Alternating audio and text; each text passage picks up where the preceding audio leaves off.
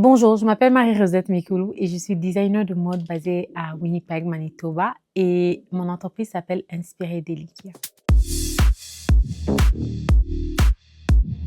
La mode, c'est quelque chose qui m'a toujours intéressée et puis je me souviens quand j'étais petite, je dessinais. J'ai une amie à moi avec qui à l'école, on faisait beaucoup de dessins de mode, mais c'était pas quelque chose qui avait été vraiment encouragé par les adultes autour de nous. Quand j'ai commencé mon business, c'était pour faire des vêtements pour ma fille.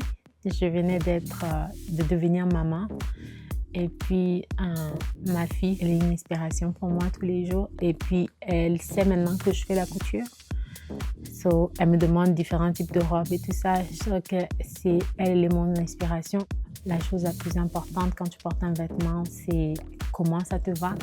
Parce que comment un vêtement te va fait toute la différence. Quand un vêtement te va bien, ça sent, like, tu le sens, tu te sens bien, tu te sens beau, belle. J'ai fait ma jupe, j'ai fait mon haut, je suis confortable.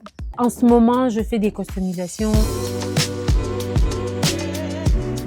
Eric était le président du CA du Festival du Voyageur et j'ai toujours aimé son énergie et tout ça.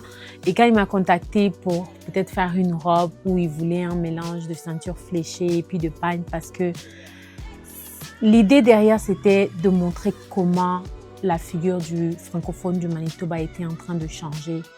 Et quoi de mieux que de marier ce symbole-là de la francophonie manitobaine et puis l'Afrique ensemble pour montrer ce mariage-là.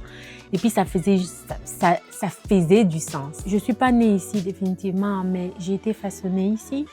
Moi, vraiment, j'aimerais me spécialiser dans les vêtements de mariage. C'est servir la mariée atypique. Donc, celle qui ne veut pas entrer dans les normes, qui veut quelque chose de spécial et tout ça, qui n'est pas forcément des choses qu'on trouve dans les magasins.